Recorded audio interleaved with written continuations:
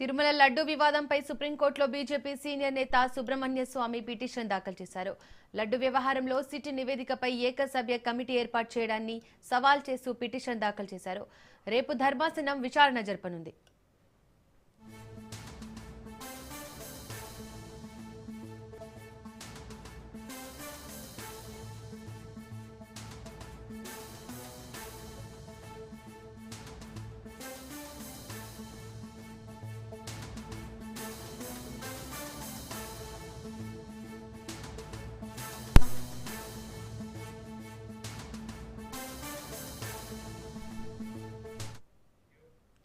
తిరుమల లడ్డు వివాదంపై సుప్రీంకోర్టులో BJP senior నేత సుబ్రహ్మణ్య స్వామి పిటిషన్ దాఖలు చేశారు.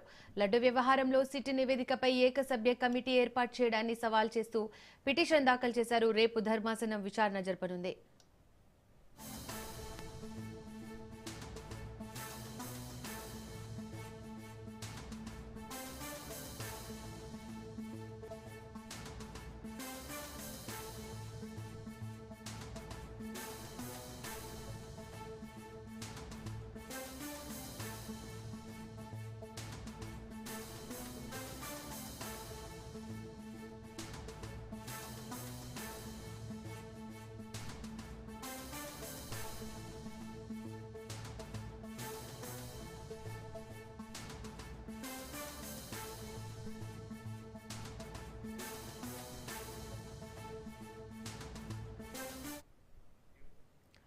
తిరుమల లడ్డు వివాదంపై సుప్రీంకోర్టులో బీజేపీ సీనియర్ నేత సుబ్రహ్మణ్య స్వామి పిటిషన్ దాఖలు చేశారు. లడ్డు వ్యవహారంలో సిట్ నివేదికపై ఏకసభ్య కమిటీ ఏర్పాటు చేయడాన్ని సవాల్ చేస్తూ పిటిషన్ దాఖలు చేశారు. రేపు ధర్మాసనం విచారణ జరపనుంది.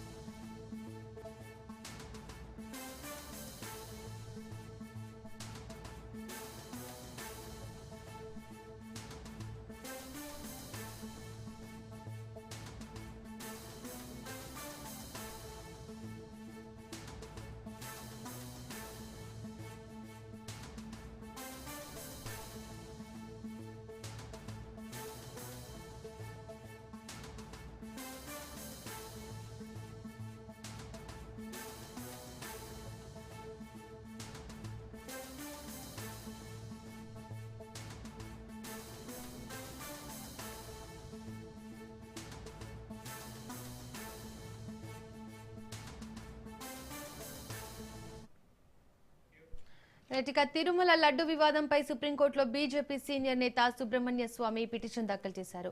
లడ్డు వ్యవహారంలో సిట్ నివేదికపై ఏకసభ్య కమిటీ ఏర్పాటు చేయడాన్ని సవాల్ చేస్తూ పిటిషన్ దాఖలు చేశారు. రేపు ధర్మాసనం విచారణ జరపనుంది. ఇక ఇదే అంశానికి సంబంధించి మరింత సమాచారాన్ని మా ప్రతినిధి సంతోష్ లైవ్ ద్వారా అందిస్తారు. సంతోష్,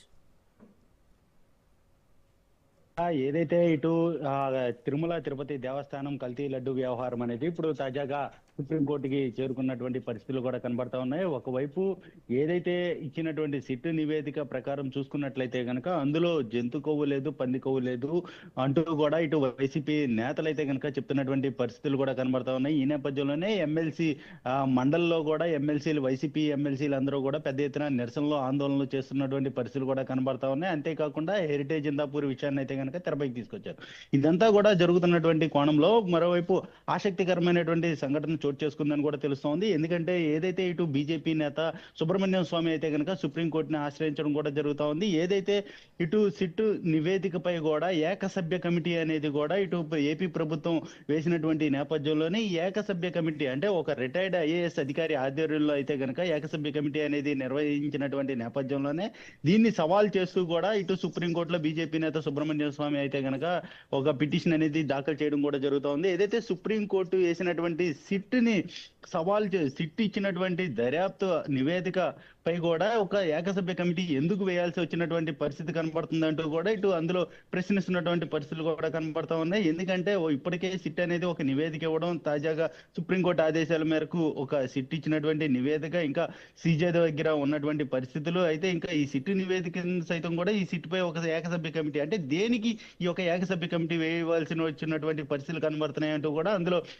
ఆ పిటిషన్లు అయితే కనుక దాఖలు చేసినటువంటి పరిస్థితులు కూడా మనకి చూస్తున్నాము. అంతేకాకుండా ఇటు వైసీపీని కావాలని ఇరికాటంలో పెడుతున్నారు, అదేవిధంగా వేధిస్తున్నారు అంటూ కూడా ఆ పిటిషన్ లో కీలకమైనటువంటి ప్రశ్నలు అయితే కనుక ఉన్నటువంటి పరిస్థితులు కూడా కనబడతా ఉన్నాయి. ఎందుకంటే సుప్రీంకోర్టు సీజే ఫైనల్ ఏదైతే ఆ నివేదికని దానిపై తీర్పు అనేది వెలువడనివ్వకుండానే ఇప్పటికి ఇంకా ఏపీ ప్రభుత్వం ఒక సిట్ పై కూడా ఏదైతే ఇటు ఏకసభ్య కమిషన్ అనేది ఏర్పాటు చేయడం, ఇవన్నీ కూడా కావాలని వ్యక్తిగతంగా చూసుకున్నట్లయితే కనుక అనేక విధాలుగా కూడా ఇబ్బందులకు గురి చేసే విధంగా కూడా ఇటు ప్రభుత్వం పనిచేస్తుందంటూ కూడా చెప్తున్నటువంటి పరిస్థితులు కూడా కనబడతా ఉన్నాయి. ఏదేమైనప్పటికీ ఇటు వైసీపీ ఎమ్మెల్సీలు మరోవైపు ఆందోళన చేపడుతున్నటువంటి నేపథ్యంలోనే ఇక మరోవైపు ఈ యొక్క ఏకసభ్య కమిషన్ పై కూడా సుబ్రహ్మణ్య స్వామి సుప్రీంకోర్టుని ఆశ్రయించడం పట్ల ఒక ఉత్కంఠ చర్చ అనేది కూడా ఏపీ రాష్ట్రంలో అయితే నెలకొందని కూడా తెలుస్తా ఉంది. ఎందుకంటే ఇప్పటికే కూటమిలో బీజేపీ ఉన్నటువంటి నేపథ్యంలోనే తాజాగా ఇక్కడ సుబ్రహ్మణ్య స్వామి ఈ పిటిషన్ దాఖలు చేయడం పట్ల అయితే కనుక ఇప్పుడు ఏ విధంగా టర్న్ అవబోతుంది అన్న దానిపై అయితే కనుక ఉత్కంఠ నెలకొందని కూడా తెలుస్తా ఉంది. ఎందుకంటే సుప్రీంకోర్టు ఇంకా ఏదైతే ఈ తీర్పు ఏదైతే కల్తీ లడ్డు వ్యవహారం కల్తీ నెయ్యి కలిపారు లడ్డూలో, తిరుపతి దేవస్థానం లడ్డు ఏదైతే ఉందో లడ్డూలో కల్తీ నెయ్యి కలిపారు అన్న దానిపై అయితే కనుక ఇంకా సుప్రీంకోర్టు ఎటువంటి ఆదేశాలు, అదేవిధంగా నివేదికకి సంబంధించినటువంటి తీర్పు అనేది వెలువడినవ్వకుండానే ఇక సిట్ నివేదికపై మరొక ఏపీ ప్రభుత్వం ఈ కమిషన్ వేయడం అంటే ఎంతవరకు సబబు అంటూ కూడా ఇటు అందరూ కూడా ప్రశ్నిస్తున్నటువంటి నేపథ్యంలోనే ఇప్పుడు తాజాగా సుప్రీంకోర్టులో అయితే కనుక దాఖలు చేయడం పట్ల ఇప్పుడు ఏ విధంగా ముందుకెళ్లబోతుంది, సుప్రీంకోర్టు ఏ విధమైనటువంటి తీర్పు ఇవ్వబోతుంది, అదేవిధంగా దీనికి సంబంధించి ప్రతివాదులుగా ఇప్పటికే ఏపీ ప్రభుత్వాన్ని దానికి సంబంధించినటువంటి సిట్ ను కూడా చేర్చడం తోటి ఇప్పుడు ఏ విధమైనటువంటి సమాధానం నిలబోతుంది అన్న దానిపై అయితే కనుక ఉత్కంఠ నెలకొందని కూడా తెలుస్తోంది. Right Santosh, thank you.